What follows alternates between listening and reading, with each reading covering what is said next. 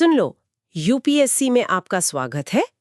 आज हम एक बहुत ही दिलचस्प विषय पर चर्चा करने वाले हैं। आईजीएनओ के पाठ्यक्रम से यूनिट 23, युद्ध और संचार की प्रौद्योगिकियां। नमस्कार। ये यूनिट सिर्फ कुछ पुरानी लड़ाइयों या हथियारों के बारे में नहीं है। ये हमें समझाती है कि कैसे टेक्नोलॉजी ने खासकर यूरोप में समाज और सत्ता को बिल्कुल बदल कर रख दिया। बिल्कुल सही कहा आपने। ये यूनिट आप देखें तो यूपीएससी एस्पिरेंट्स के लिए बहुत महत्वपूर्ण है। ये हमें मध्ययुगीन यूरोप से आधुनिक युग तक के सफर को समझने में मदद करती है और खास तौर पर यह दिखाती है कि कैसे युद्ध की तकनीकें, मतलब वॉरफेयर टेक्नोलॉजीज और संचार यानी कम्युनिकेशन के तरीकों ने इस बदलाव में कह सकते हैं कि एक अहम भूमिका निभाई। हाँ, क्योंकि जब हम युद्ध की बात करते हैं तो अक्सर सिर्फ सेना या हार जीत देखते हैं, लेकिन तकनीक कैसे समाज को, राजनीति को, यहाँ तक कि सोचने के तरीके को बदल सकती है, ये इस यूनिट का फोकस है। सही। और हम आज इसी की परतें खोलेंगे। कैसे पैदल सेना फिर से महत्वपूर्ण बनी, बारूद ने क्या क्रांतिकारी बदलाव लाए, किले कैसे बदले, समुद्र में लड़ाई का तरीका कैसे बदला, और इन सबके पीछे का प्रबंधन मतलब लॉजिस्टिक्स और ट्रांसपोर्टेशन कैसे विकसित हुआ। तो चलिए शुरू करते हैं। सबसे पहले यूनिट का परिचय, सेक्शन 23.1। अक्सर ऐसा क्यों लगता है कि युद्ध तकनीक का इतिहास यूरोप पर ही केंद्रित है?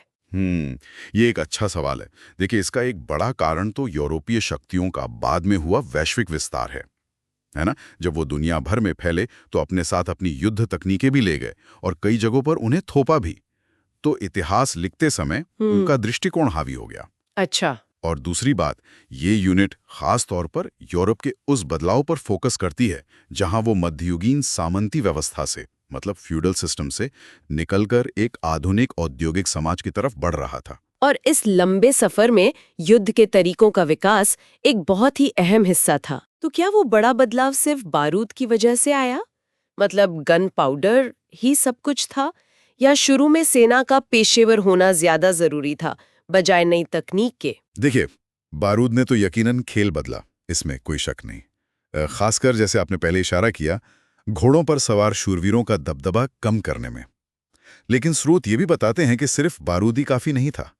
सेनाओं का धीरे धीरे पेशेवर होना, मतलब प्रोफेशनल बनना, छोटी छोटी सामंती टुकड़ियों की जगह राजा के सीधे नियंत्रण में बड़ी स्थायी या भाड़े की सेनाओं, स्टैंडिंग आर्मीज का खड़ा होना, ये भी उतना ही बड़ा बदलाव था। हाँ, ये बात तो है। और साथ ही परिवहन और संचार के साधनों में जो बदलाव आए, उनका भी समाज पर बहुत गहरा असर पड़ा। तो इस यूनिट में हम इन्हीं सब पहलुओं को जोड़कर देखेंगे: तकनीक, सेना का संगठन, सामाजिक और राजनीतिक प्रभाव। ठीक है, तो आगे बढ़ते हैं सेक्शन 23.2 पर, पैदल सेना का पुनरुत्थान और उसका प्रभाव। मध्य युग की फिल्मों में तो हम हमेशा लोहे के कवच पहने घोड़ों पर सवार नाइट्स या शूरवीरों को ही देखते हैं। आम किसान क्यों नहीं लड़ सकता था उस तरह? वजह सीधी थी: पैसा। घोड़ा खरीदना, उसे पालना और सबसे बढ़कर वो भारी कवच बनवाना और पहनना, ये सब बहुत महंगा सौदा था। अच्छा। ये खर्च सिर्फ सामंती प्रभु, मतलब फ्यूडल लॉर्ड्स ही उठा सकते थे। आम किसान के बस की बात नहीं थी ये। इसलिए युद्ध कुछ हद तक अभिजात वर्ग का ही खेल बन गया था। तो फिर पैदल सेना यानी इन्फेंट्री कैसे दोबारा महत्वपूर्ण बन गई? इसमें तो आम लोग ही होते होंगे। हाँ, पैदल सेना का मतलब ही था बड़ी संख्या में सैनिक, और बड़ी संख्या में सैनिक जुटाने का मतलब था आम किसानों या आम लोगों को हथियार देना। और ये बात उस समय के सामंती समाज के लिए, जहां सत्ता और सैन्य ताकत कुछ ही हाथों में थी, एक तरह से क्रांतिकारी थी। मतलब सत्ता का समीकरण बदलने की आहट। ये हुआ कैसे? यूनिट में 100 साल के युद्ध, 100 Years War, जो 1337 से 1453 तक चला, उसका जिक्र है। बिल्कुल, 100 साल का युद्ध एक बड़ा मोड़ था। इसमें खासकर दो हथियारों ने पैदल सेना को ताकत दी। एक था क्रॉसबो। क्रॉसबो वो तीर कमान जैसा ही होता है। हाँ, पर यह ज्यादा मैकेनिकल था। इसे चलाना आसान था, निशाना सटीक लगता था, और इसकी ताकत इतनी थी कि यह कवच को भी भेद सकता था। कोई भी इसे थोड़ी ट्रेनिंग से इस्तेमाल कर सकता था। और दूसरा हथियार? आपने कहा दो थे। दूसरा और शायद ज्यादा प्रभावशाली था अंग्रेजों का लॉन्गबो। ये क्रॉसबो से भी ज्यादा तेजी से तीर चला सकता था और इसकी रेंज भी अच्छी थी। 100 साल के युद्ध में खासकर क्रेसी और एजिनकोट की लड़ाइयों में अंग्रेज लॉन्गबो चलाने वालों ने फ्रांस की भारी घुड़सवार सेना को तहस नहस कर दिया। मतलब दूर से ही तीर बरसाकर। हाँ। शूरवीरों ने खुद को बचाने के लिए और भारी प्लेट आर्मर पहनना शुरू किया, लेकिन वो अपने घोड़ों को तीरों से नहीं बचा पाए। ओहो, तो घोड़े ही निशाना बन गए। बिल्कुल। और जब घोड़ा गिर जाता था तो वो भारी कवच पहने शूरवीर जमीन पर लगभग असहाय हो जाता था। नतीजा ये हुआ कि उन्हें पैदल ही लड़ने पर मजबूर होना पड़ा। इसीलिए यूनिट में कहा गया है, कैवलरी वॉज लिटरली डेड, मतलब घुड़सवार सेना तो एक तरह से खत्म ही हो गई थी। वाह, ये तो वाकई बड़ा बदलाव था। अच्छा, फिर यूनिट में वर्दी, झंडे, ड्रिल, इन सब का जिक्र आता है। पैदल सेना के लिए ये सब क्यों जरूरी हो गया? देखिए, जब सेना में हजारों आम लोग भर्ती होने लगे तो उन्हें एक यूनिट की तरह काम करना जरूरी था। वर्दी और झंडों से पहचान बनती थी, अपनेपन का एहसास होता था। और ड्रिल मतलब कवायद, वो सैनिकों में अनुशासन लाने, उन्हें एक साथ कदम ताल करने, एक साथ हथियार चलाने और कमांड मानने की आदत डालने के लिए जरूरी थी। इससे सेना ज्यादा संगठित और पेशेवर बनती थी। और राजाओं ने भी इसे पसंद किया होगा। हाँ बिल्कुल। निरंकुश राजा, जो अपनी ताकत बढ़ाना चाहते थे, उन्होंने इन नई बड़ी पैदल सेनाओं को बढ़ावा दिया। इससे सामंती प्रभुओं पर उनकी निर्भरता कम हुई, जिनकी अपनी छोटी छोटी सेनाएं होती थीं। तो क्या उन्होंने अपनी राष्ट्रीय सेनाएं बना ली? कोशिश नहीं हुई राष्ट्रीय मलेशिया बनाने की, लेकिन असल में ज्यादातर राजा लंबे समय तक भाड़े के सैनिकों यानी मर्सनरीज पर ही निर्भर रहे। ये भाड़े के सैनिक अक्सर स्विट्जरलैंड जैसे पहाड़ी इलाकों से आते थे, जो बहुत मजबूत और अनुशासित पैदल सैनिक माने जाते थे।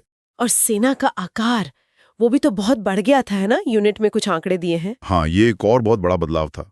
जैसे जैसे आग्नेयास्त्रों मतलब बंदूकों और तोपों पर निर्भरता बढ़ी, सेनाओं का आकार नाटकीय रूप से मतलब बहुत ज्यादा बढ़ गया। आप अंदाजा लगाइए, 16वीं सदी में स्पेन के सम्राट चार्ल्स V की सेना में करीब 1.5 लाख सैनिक थे। 1.5 लाख। 1.5 लाख उस जमाने में? हाँ, और 1630 तक कई यूरोपीय ताकतों के पास इतनी ही बड़ी सेनाएं हो गई थी। और बात यही नहीं रुकी, 17वीं सदी के अंत तक फ्रांस की सेना का आकार बढ़कर 4 लाख तक पहुंच गया था। 4 लाख? ये तो आज के हिसाब से भी बहुत बड़ी सेना है। बिल्कुल। लेकिन ये समझना जरूरी है कि सेना का आकार आखिरकार इस बात पर निर्भर करता था कि राजा या राज्य कितना खर्च उठा सकता है। इतनी बड़ी सेनाओं का रखरखाव बहुत महंगा था। सही बात है। अच्छा, अब आते हैं उस चीज पर जिसने शायद सबसे ज्यादा शोर मचाया। सेक्शन 23.3, आग्नेयास्त्र, बारूद और किलेबंदी। हाँ जी, गन पाउडर और फायर आर्म्स, ये सचमुच गेम चेंजर साबित हुए। बारूद आया कहाँ से? यूनिट कहती है चीन से। हाँ, माना जाता है कि बारूद का आविष्कार चीन में हुआ था और शायद मंगोलों के जरिए या व्यापार के रास्तों से ये 13वीं-14वीं सदी के आसपास यूरोप पहुंचा। यूरोप में पहुंचकर इसका इस्तेमाल लड़ाई के लिए होने लगा। 14वीं सदी तक यूरोप में धातु की नलियों वाली मतलब मेटल बैरल वाली बंदूकें या कहें कि शुरुआती तोपें बनने लगी थीं। और ये तोपें कितनी असरदार थीं शुरू में? शुरू में तो ये थोड़ी कच्ची थीं, लेकिन 15वीं सदी आते आते तोपें, जिन्हें कैनन्स कहते हैं, काफी उन्नत मतलब एडवांस्ड हो गई। इसका सबसे बड़ा उदाहरण है 1453 में कॉन्स्टेंटिनोपल, आज का इस्तांबुल, का पतन। ऑटोमन तुर्कों ने विशालकाय तोपों का इस्तेमाल करके शहर की सदियों पुरानी मजबूत दीवारों को गिरा दिया था। ये एक ऐतिहासिक घटना थी जिसने यूरोप को हिलाकर रख दिया था। 1453, कॉन्स्टेंटिनोपल का पतन, ये तोपों की वजह से। हाँ। लेकिन ये शुरुआती तोपें तो बहुत भारी और स्थिर होती होंगी। उन्हें लड़ाई के मैदान में कैसे ले जाते होंगे? बिल्कुल सही कहा आपने। वो बहुत भारी थी, वजनी थी और उन्हें एक जगह से दूसरी जगह ले जाना बहुत मुश्किल था। मतलब उन्हें आप घेराबंदी में तो इस्तेमाल कर सकते थे, पर चलती फिरती लड़ाई में नहीं। असली बदलाव तब आया जब फ्रांसीसियों ने शायद 15वीं सदी के अंत में हल्की तोपें बनानी शुरू की। ये कांसे की बनी होती थी और इन्हें पहियों वाली गाड़ियों पर रखा जाता था। अच्छा, पहियों वाली तोपें। हाँ, इससे ये फायदा हुआ कि अब तोपों को सेना के साथ साथ आसानी से ले जाया जा सकता था। तोपखाना यानी आर्टिलरी अब सेना का एक चलता फिरता अभिन्न अंग बन सका। घेराबंदी के साथ साथ खुले मैदान की लड़ाइयों में भी तोपें इस्तेमाल होने लगी। तो फिर पुराने किलों का क्या हुआ, जिनकी ऊंची ऊंची पत्थर की दीवारें होती थीं? वो तो इन तोपों के सामने बेकार हो गई होंगी। एकदम। वो ऊंची सीधी दीवारें जो पहले तीर या पत्थरों से बचाती थीं, वो तोप के गोलों के सामने कमजोर साबित हुईं। तोप का गोला जब दीवार के निचले हिस्से आधार पर लगता था तो पूरी दीवार को गिरा सकता था। तो क्या किले बनाने बंद हो गए? नहीं, बंद नहीं हुए, बल्कि किलेबंदी का तरीका बदला। शुरुआत में लोगों ने पुरानी दीवारों को ही मजबूत करने की कोशिश की। जैसे पीसा शहर में दीवारों के पीछे मिट्टी के ऊंचे बांध बना दिए गए ताकि गोलों का असर कम हो। लेकिन ये सब अस्थायी उपाय थे। जरूरत थी एक बिल्कुल नए डिजाइन की जो तोपों का सामना कर सके। और वो नया डिजाइन क्या था? यूनिट में एंगुलर बेस्टियन का जिक्र है। मुख्य दीवान से आगे की तरफ निकला हुआ नुकीला या कहें कि कोणिया एंगुलर आकार का होता था। आगे निकला हुआ क्यों? ताकि उस पर तैनात रक्षक अगल बगल की दीवारों पर हमला करने वाले दुश्मन पर साइड से मतलब क्रॉस फायर कर सके।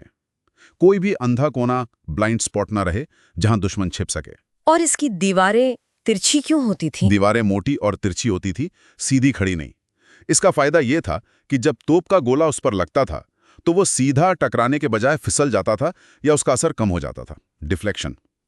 इन बैस्टियन के ऊपर तोपें और बंदूकें रखने की जगह भी होती थी, तो ये रक्षा के साथ साथ हमले का भी एक प्लेटफॉर्म बन गया। सुनने में तो काफी प्रभावी लगता है। हाँ, ये बहुत प्रभावी थे। इन्हें ट्रेस इटालियन भी कहा गया क्योंकि ये डिजाइन इटली में विकसित हुआ। ये बनाने में बहुत महंगे जरूर थे क्योंकि इनमें मिट्टी और ईंट पत्थर का काम बहुत ज्यादा होता था, लेकिन इन्होंने किले की रक्षा को फिर से बहुत मजबूत बना दिया। अब तोपों से किला जीतना फिर से मुश्किल और लंबा काम हो गया। ये तो हुई तोपों और किलों की बात। अब जरा छोटे हथियारों पर आते हैं, हैंड गन, मस्केट वगैरह। बिल्कुल। तोपों के साथ साथ हाथ में पकड़ने वाले आग्नेयास्त्र भी विकसित हो रहे थे। 15वीं सदी में हैंडगन आई जो बहुत साधारण थी।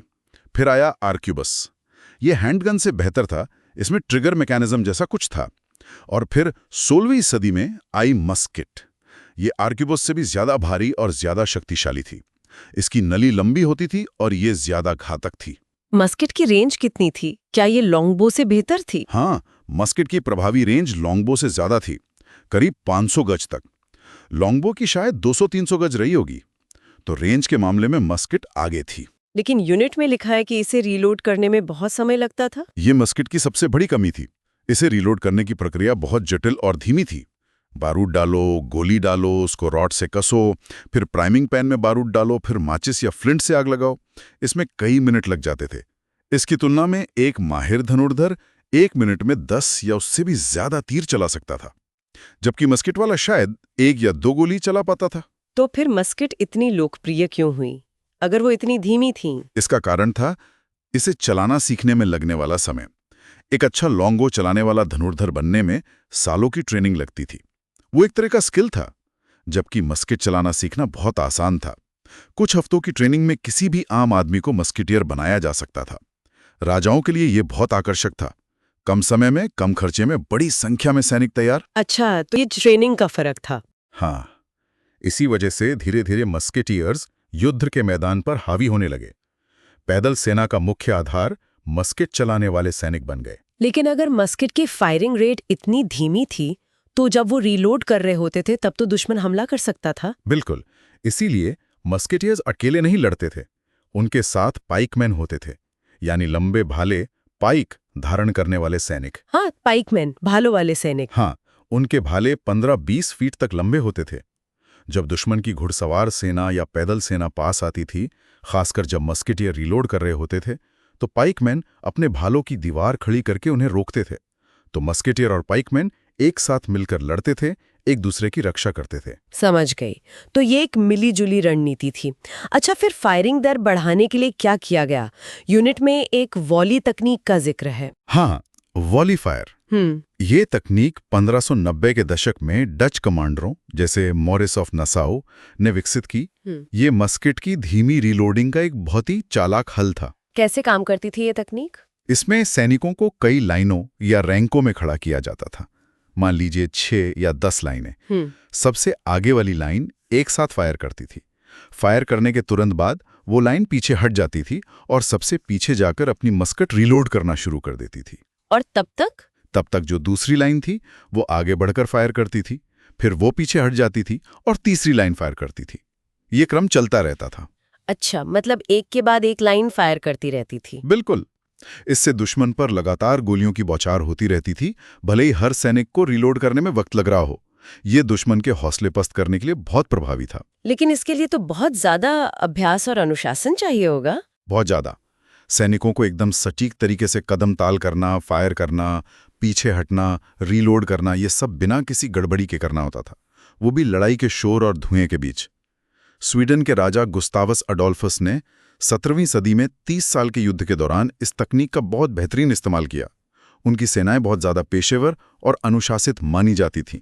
तो इस वॉली फायर ने सेनाओं को और भी ज्यादा पेशेवर बना दिया। निश्चित रूप से। समय के साथ हथियार भी बेहतर होते गए। मस्कट की नली में खांचे, राइफलिंग बनाने से निशाना और सटीक हो गया। बेहतर ग्रेनेड आए, पिस्तौलें बनी जो घुड़सवार इस्तेमाल कर सकते थे। और फिर एक और महत्वपूर्ण इजाद हुई, बेयोनेट। ये एक तरह का चाकू या खंजर होता था जिसे मस्कट की नली के आगे फिट किया जा सकता था। बेयोनेट? हाँ। उसका क्या फायदा था? उसका फायदा ये था कि अब मस्केटियर हाथापाई की लड़ाई में भी अपना बचाव कर सकता था। उसे अलग से तलवार रखने की जरूरत नहीं थी। और सबसे बड़ी बात, इससे पाइकमैन की जरूरत धीरे धीरे कम होती गई, क्योंकि मस्केटियर अब भाले का काम भी कर सकता था। 18वीं सदी तक फ्लिंटलॉक मस्केट, जिसमें चमक पत्थर से चिंगारी निकलती थी, वो मानक हथियार बन गई। ये पहले के मैचलॉक सिस्टम से ज्यादा भरोसेमंद थी, खासकर बारिश में। ये सब बदलाव देखकर वो पुराने शूरवीर जिनकी हम पहले बात कर रहे थे, उन्हें कैसा लगा होगा? उन्हें तो ये सब पसंद नहीं आया होगा। यूनिट में उनकी प्रतिक्रिया का भी जिक्र है, सेक्शन 23.3.4। बिल्कुल पसंद नहीं आया। उन्हें ये बदलाव अपमानजनक लगता था। उनका मानना था कि बंदूक और तोप कायरों के हथियार हैं। कायरों के? क्यों? क्योंकि उन्हें लगता था कि इन हथियारों से कोई भी बिना किसी बहादुरी या कौशल के दूर से ही एक प्रशिक्षित और वीर शूरवीर को मार सकता है। उनकी सालों की ट्रेनिंग, उनकी तलवारबाजी, उनका कवच, सब बेकार हो गया था। उनका पूरा रुतबा ही खतरे में आ गया था। उनकी वो शान, वो आमने सामने की वीरतापूर्ण लड़ाई का आदर्श, वो सब धूल में मिल रहा था। उन्होंने इसका विरोध भी किया। कई जगहों पर तो शुरू में बंदूक रखने पर पाबंदी लगाने की भी कोशिश हुई, लेकिन युद्ध की हकीकत बदल चुकी थी। कोई भी राजा या सेनापति इन नए असरदार हथियारों को नजरअंदाज नहीं कर सकता था अगर उसे जीतना था। तो विरोध के बावजूद बदलाव तो आकर ही रहा। हाँ, 16वीं सदी के अंत तक ये साफ हो गया था कि भारी घुड़सवार सेना का जमाना लद चुका है, और इसके साथ ही सामंती योद्धा वर्ग यानी फ्यूडल वॉरियर क्लास की सामाजिक प्रतिष्ठा भी कम होने लगी थी। हालांकि कुछ देशों में जैसे इंग्लैंड, इटली और स्पेन में अभिजात वर्ग ने समय के साथ खुद को ढाल लिया। उन्होंने नई युद्ध तकनीकें सीखीं और सेना में अफसर बन गए। लेकिन फ्रांस और जर्मनी जैसे देशों में अभिजात वर्ग ज्यादा समय तक पुराने तरीकों से चिपका रहा और विरोध करता रहा। ये सामाजिक बदलाव भी बहुत गहरा था। अच्छा, अब जमीन से समंदर की तरफ चलते हैं। सेक्शन 23.4, समुद्र में बारूद, गन पाउडर एट द सी। जमीन पर तो बारूद ने क्रांति ला दी, समंदर पर क्या हुआ? समुद्र पर भी असर पड़ा, लेकिन शायद थोड़ा अलग तरीके से।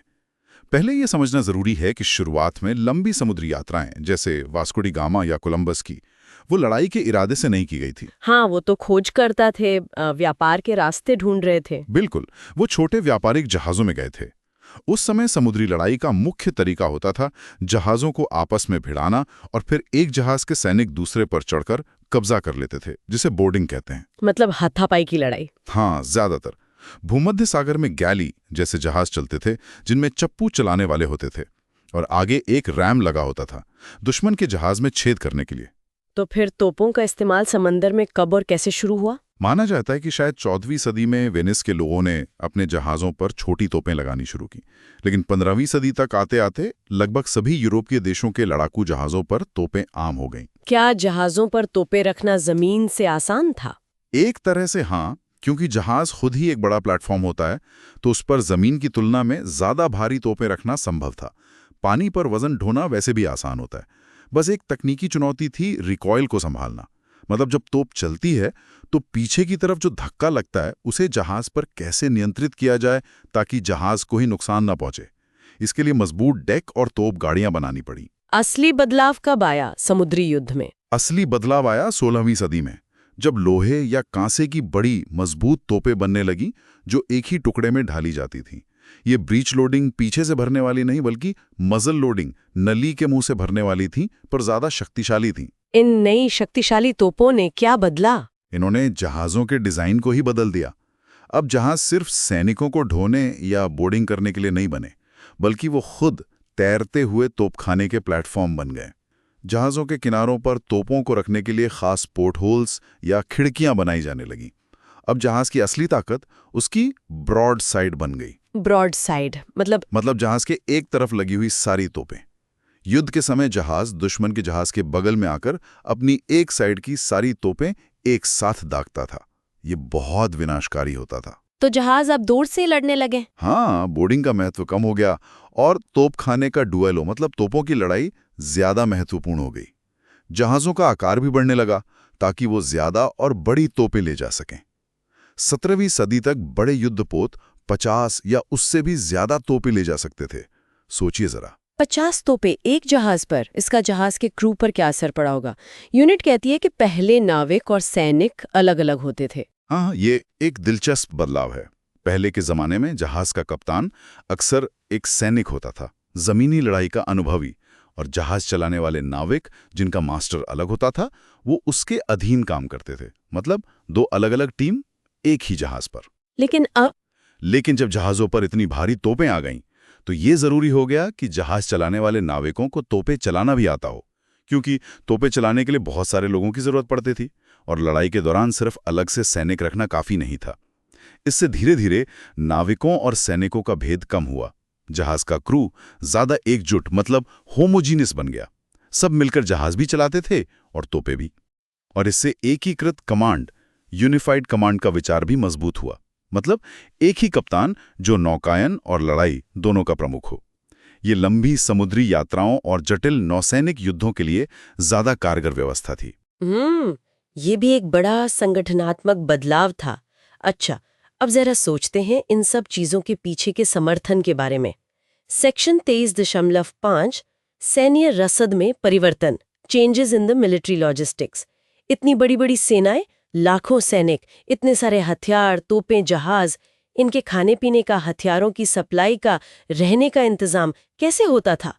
ये लॉजिस्टिक्स क्या चीज है? लॉजिस्टिक्स यानी सैन्य रसद का मतलब है सेना को ऑपरेशन के लिए जरूरी हर चीज मुहैया कराना।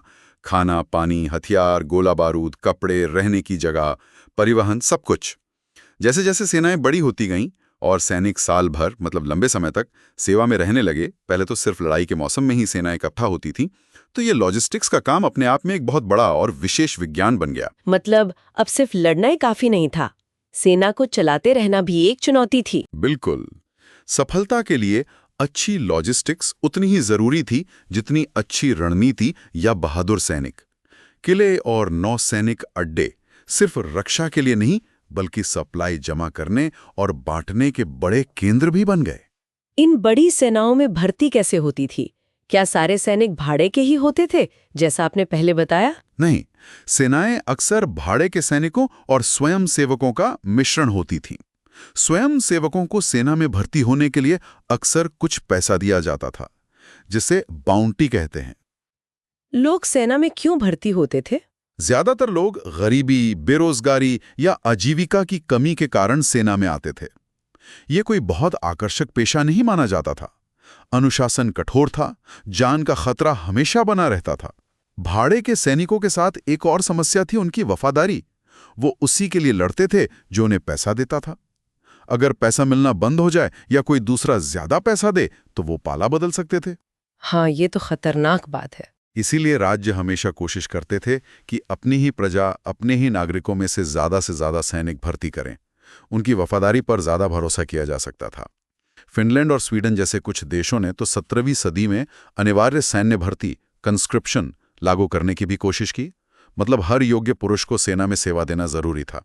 अच्छा, और ये जो सप्लाई का काम था, खाना पहुंचाना, हथियार देना, ये कौन करता था? क्या सरकार या राजा खुद ये सब इंतजाम करते थे? हमेशा नहीं। कई बार, खासकर जब सेनाओं को विदेश भेजा जाता था, तो राज्य ये काम निजी ठेकेदारों, प्राइवेट कॉन्ट्रैक्टर्स को सौंप देते थे। ये ठेकेदार पैसे लेकर सेना के लिए रसद जुटाने और पहुंचाने का वादा करते थे। 30 साल के युद्ध, 30 इयर्स वॉर 1618-1648 के दौरान ये ठेकेदारी व्यवस्था बहुत फली फूली। कुछ ठेकेदार तो बहुत अमीर और ताकतवर भी बन गए। लेकिन क्या ये ठेकेदार भरोसेमंद होते थे? यहीं पर दिक्कतें आती थीं। ठेकेदार मुनाफा कमाने के चक्कर में अक्सर घटिया क्वालिटी का सामान सप्लाई कर देते थे, खासकर खाने पीने की चीजें या कपड़े। और सबसे खतरनाक था हथियारों और गोला बारूद में गड़बड़ी। अगर युद्ध के मैदान में बंदूकें ठीक से काम ना करें या गोला बारूद खराब निकल जाएं, तो नतीजे विनाशकारी हो सकते थे। ये तो बहुत बड़ी समस्या रही होगी। हाँ, इसीलिए राज्य धीरे धीरे सप्लाई व्यवस्था पर अपना नियंत्रण बढ़ाने की कोशिश करने लगे। वो खुद भी तोपों, बंदूकों और गोला बारूद का बड़ा स्टॉक रखने लगे, जिन्हें शस्त्रागार, आर्सनल्स कहा जाता था। इसके अलावा सेनाएं जिस इलाके से गुजरती थीं, वहां के स्थानीय आबादी से भी रसद हासिल करती थीं। कभी कभी ये सीधी लूटमार होती थी, तो कभी कभी इसे अंशदान, कॉन्ट्रीब्यूशन या सुरक्षा धन, प्रोटेक्शन मनी का नाम दिया जाता था। मतलब सेना उस इलाके को न लूटने के बदले में वहां के लोगों से अनाज, पैसा या दूसरी चीजें वसूलती थी। कभी कभी एक व्यवस्थित अंशदान प्रणाली का रूप ले लेता था। बाप रे, मतलब आम लोगों पर तो दोहरी मार पड़ती थी। बिल्कुल। युद्ध का सबसे ज्यादा बोझ आम जनता को ही उठाना पड़ता था। ये लॉजिस्टिक्स का पहलू वाकई बहुत अहम है। अब बात करते हैं सेक्शन 23.6 की, परिवहन और नौवहन, ट्रांसपोर्टेशन एंड नेविगेशन। इन सेनाओं को, सामान को, यहाँ तक कि संदेशों को एक जगह से दूसरी जगह पहुंचाने के साधन क्या थे? क्या मध्ययुगीन यूरोप में सड़कें अच्छी थीं? देखिए, रोमन साम्राज्य ने यूरोप में सड़कों का एक अच्छा जाल बिछाया था और उसकी कुछ विरासत बची हुई थी। कुछ पुरानी रोमन सड़कें अभी भी इस्तेमाल होती थीं, लेकिन उनका रख रखाव बहुत खराब था। मध्य युग में सड़कों की देखभाल पर ज्यादा ध्यान नहीं दिया गया। स्थानीय सड़कें तो ज्यादातर कच्ची पगडंडियां ही थीं, जो बारिश में बेकार हो जाती थीं। तो सड़कों की देखभाल की जिम्मेदारी किसकी थी? ये अलग अलग जगहों पर अलग अलग था। कहीं राजा की जिम्मेदारी थी, कहीं स्थानीय शहर प्रशासन की, तो कहीं चर्च या स्थानीय पैरिश की। पर समस्या ये थी कि किसी के पास भी इसके लिए पर्याप्त संसाधन, मतलब पैसा और लोग नहीं होते थे। फ्रांस जैसी जगहों पर बेगार, कॉर्वे का इस्तेमाल किया जाता था। मतलब किसानों को साल में कुछ दिन बिना मजदूरी के सड़कों की मरम्मत का काम करना पड़ता था। फिर भी व्यापार वगैरह तो होता ही होगा, लोग और सामान चलते तो होंगे। हाँ, बिल्कुल। जमीनी परिवहन धीमा और महंगा जरूर था, पर होता था। 14वीं से 16वीं सदी के बीच परिवहन का काम काफी संगठित और प्रतिस्पर्धी बन गया था। सामान ढोने के लिए बैलगाड़ियां या घोड़ा गाड़ियां आम थी। लंबी दूरी की यात्रा अक्सर सुरक्षा के लिए काफिलों में की जाती थी, ताकि लुटेरों से बचा जा सके। क्या सरकारों ने सड़कों को सुधारने के लिए कुछ किया? जब मध्य यूरोप में धीरे धीरे शक्तिशाली केंद्रीकृत राज्य, सेंट्रलाइज्ड स्टेट्स मजबूत होने लगे, तो उन्होंने परिवहन और संचार के महत्व को समझा। क्योंकि ये व्यापार के लिए भी जरूरी था और सेनाओं को तेजी से भेजने के लिए भी। फ्रांस के राजा लुई 11 ने 15वीं सदी में एक शाही डाक कुरियर सेवा शुरू की, जो सरकारी संदेशों को तेजी से पहुंचाती थी। 17वीं सदी में यात्रियों के लिए कोच सेवा, कोच सर्विस ज्यादा फैली। शहरों के बीच नियमित रूप से घोड़ा गाड़ियां चलने लगीं। यहां तक कि लंदन में 1680 में लंदन पेनी पोस्ट जैसी सस्ती स्थानीय डाक सेवा भी शुरू हुई। इंग्लैंड में टर्नपाइक एक्ट का भी जिक्र है यूनिट में 1663 का। वो क्या था? हाँ, टर्नपाइक एक्ट एक महत्वपूर्ण कदम था। इसके तहत निजी कंपनियों या ट्रस्टों को ये अधिकार दिया गया कि वो सड़कों के कुछ हिस्सों को सुधारें और उनका रखरखाव करें, और बदले में उस सड़क का इस्तेमाल करने वालों से टोल वसूलें। अच्छा, मतलब प्राइवेट सड़कें? एक तरह से, हाँ। इससे सड़कों की हालत में काफी सुधार हुआ, खासकर इंग्लैंड में, क्योंकि अब उनके रख रखाव के लिए पैसा उपलब्ध था। और ये घोड़ागाड़ी यानी कोच आरामदायक कब हुई? शुरू में तो सफर बहुत थकाने वाला होता होगा। बहुत ज्यादा। लेकिन 1670 के दशक में एक बड़ा सुधार हुआ, जब कोच में सस्पेंशन के लिए चमड़े की पट्टियों की जगह स्टील स्प्रिंग्स का इस्तेमाल होने लगा। इससे झटका बहुत कम लगता था और सफर ज्यादा आरामदायक हो गया। कोच शब्द कहाँ से आया? माना जाता है कि यह हंगरी के एक गांव कोच के नाम से आया है, जहां इस तरह की गाड़ियों का डिजाइन शायद पहली बार बना था। दिलचस्प है। लेकिन फिर भी यूनिट कहती है कि 19वीं सदी में रेल आने तक घोड़ा ही जमीन पर सबसे तेज परिवहन का साधन था। हाँ, जमीनी परिवहन में क्रांति तो असल में रेलवे और फिर मोटर गाड़ी आने के बाद ही हुई। उससे पहले घोड़े की रफ्तार ही सीमा थी। अब बात करते हैं पानी के रास्ते की। वो तो हमेशा से सस्ता माना जाता रहा है। हाँ, जमीन की तुलना में पानी से भारी सामान ढोना हमेशा बहुत सस्ता और आसान रहा है। ज्यादातर समुद्री परिवहन तट के किनारे किनारे ही होता था, ताकि जरूरत पड़ने पर रुक सकें और खो ना जाएं। भूमध्य सागर में, जैसा हमने पहले कहा, गैली जहाज प्रमुख थे। लेकिन अटलांटिक महासागर की ऊंची लहरों और तेज हवाओं के लिए वो उपयुक्त नहीं थे। वहां ज्यादातर पाल वाली जहाज, सेलिंग शिप्स चलते थे, जिनमें पतवार, रडर लगी होती थी दिशा बदलने के लिए। फिर वो कौन से जहाज थे जिनसे कोलंबस और वास्को डी गामा ने यात्रा की? यूनिट में कारावेल का नाम है। हाँ, कारावेल। ये 15वीं सदी में पुर्तगालियों और स्पेनिश लोगों द्वारा विकसित किया गया एक छोटा, हल्का लेकिन मजबूत जहाज था। इसमें लैटिन ट्रायंगुलर पाल लगे होते थे, जिनकी मदद से यह हवा के विपरीत दिशा में भी कुछ हद तक चल सकता था, जो खुली समुद्री यात्राओं के लिए बहुत जरूरी था। वास्को डी गामा और कोलंबस दोनों ने कैरावेल का इस्तेमाल किया। जी हाँ, बाद में और बड़े 3 मस्तूल वाले जहाज विकसित हुए, जिनमें चौकोर और तिकोने दोनों तरह के पाल लगे होते थे। ये जहाज ज्यादा सामान ले जा सकते थे और हवा का बेहतर इस्तेमाल कर सकते थे। नौवहन में भी तो सुधार हुए होंगे।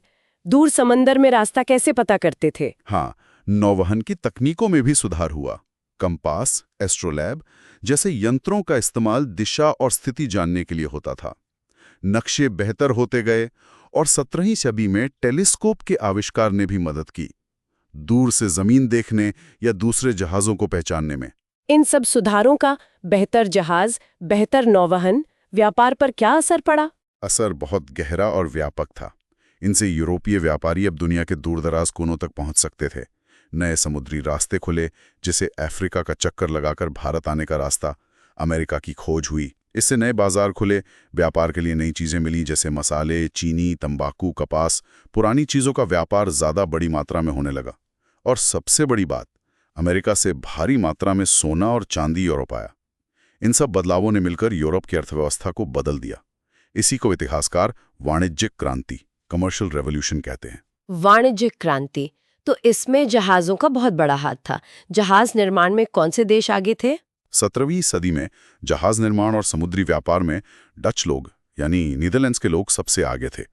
उन्होंने एक खास किस्म का जहाज बनाया जिसे फ्लूट शिप कहते हैं, जिसका अंग्रेजी नाम द फ्लूट था। फ्लूट शिप, उसकी क्या खासियत थी? वो खास तौर पर थोक में माल ढोने, बल्क कार्गो के लिए डिजाइन किया गया था। वो बनाने में सस्ता था, उसे चलाने के लिए कम क्रू की जरूरत पड़ती थी, वो हल्का और तेज था, और उसमें माल भरने की जगह बहुत ज्यादा थी। मतलब वो बहुत ही एफिशिएंट जहाज था। तो डच लोगों ने इसका खूब फायदा उठाया होगा। हाँ, फ्लूइड शिप की वजह से डच समुद्री व्यापार में छा गए। इसके साथ ही बंदरगाहों, जहाज़ों के रुकने की जगहों, डॉक्स और रास्ता दिखाने वाले लाइट हाउस में भी सुधार हुए। सिर्फ समंदर ही नहीं, जमीन पर भी पानी के रास्ते यानी नदियों और नहरों का इस्तेमाल बढ़ा। जैसे फ्रांस में बनी लैंगडॉक नहर, लैंगडॉक कैनाल, जो 1681 में पूरी हुई। ये अटलांटिक महासागर को भूमध्य सागर से जोड़ती थी और उस समय के इंजीनियरिंग का एक अद्भुत नमूना थी। वाओ, मतलब परिवहन के हर क्षेत्र में कुछ ना कुछ विकास हो रहा था, लेकिन समुद्री परिवहन में क्रांति आ गई थी। बिल्कुल, जमीनी परिवहन की तुलना में समुद्री परिवहन में हुए बदलाव कहीं ज्यादा बड़े और प्रभावशाली थे प्रारंभिक आधुनिक काल में। ठीक है, तो हमने यूनिट के लगभग सभी मुख्य हिस्सों पर विस्तार से बात कर ली है। अब आते हैं सेक्शन 23.7 यानी सारांश, समरी पर। अगर हमें इस पूरी चर्चा को, इस पूरी यूनिट के सार को कुछ मुख्य बिंदुओं में समेटना हो, तो वो क्या होंगे? जरूर। देखिए, मेरे हिसाब से कुछ मुख्य बातें इस यूनिट से निकल कर आती हैं। पहला, प्रारंभिक आधुनिक यूरोप में युद्ध की तकनीक, खासकर बारूद, आग्नेयास्त्र और तोपों के आने से सैन्य रणनीति और सेना के संगठन में क्रांतिकारी बदलाव आए। ये सबसे महत्वपूर्ण बात है। ठीक है। दूसरा, इन बदलावों की वजह से पैदल सेना का महत्व फिर से बहुत बढ़ गया और सदियों से चले आ रहे घोड़ों पर सवार शूरवीरों का दबदबा खत्म हो गया। हाँ, ये भी बड़ा बदलाव था। तीसरा, तोपों के जवाब में किलेबंदी के नए, ज्यादा जटिल और महंगे तरीके विकसित हुए, जैसे कि वो कोणीय बुर्जिया, एंगुलर बैस्टियन। ओके। चौथा, समुद्र में भी बारूद और तोपखाने वाले जहाजों ने नौसैनिक युद्ध का तरीका बदल दिया और यूरोपीय शक्तियों को दुनिया भर में अपना प्रभुत्व स्थापित करने में मदद की। पांचवां, सेनाओं के आकार बढ़ने के कारण सैन्य रसद यानी लॉजिस्टिक्स और सप्लाई चेन का प्रबंधन एक बहुत ही महत्वपूर्ण और चुनौतीपूर्ण काम बन गया। सही। छठा, जमीनी परिवहन में सुधार अपेक्षाकृत धीमा रहा, लेकिन समुद्री परिवहन, जहाज निर्माण और नौवहन की तकनीकों में बड़ी प्रगति हुई, जिसने व्यापार को बढ़ाया और वाणिज्य क्रांति को गति दी। बिल्कुल। और सातवां और शायद सबसे अहम, ये सारे तकनीकी और सैन्य बदलाव उस दौर में यूरोप में उभर रहे शक्तिशाली निरंकुश राजतंत्रों, एब्सोल्यूट मोनार्कीज के उदय और उनकी ताकत बढ़ाने के प्रयासों से गहरे तौर पर जुड़े हुए थे। तकनीक ने राजाओं को ज्यादा ताकतवर बनने में मदद की। बहुत बढ़िया। ये सारे बिंदु इस यूनिट के महत्व को एकदम साफ कर देते हैं। ये सिर्फ युद्ध की कहानी नहीं, बल्कि तकनीक, समाज, राजनीति और अर्थव्यवस्था के बीच के जटिल रिश्तों की कहानी है। बिल्कुल। उत्साहित और प्रेरक। वाह, क्या जबरदस्त और विस्तृत चर्चा रही यूनिट 23 पर।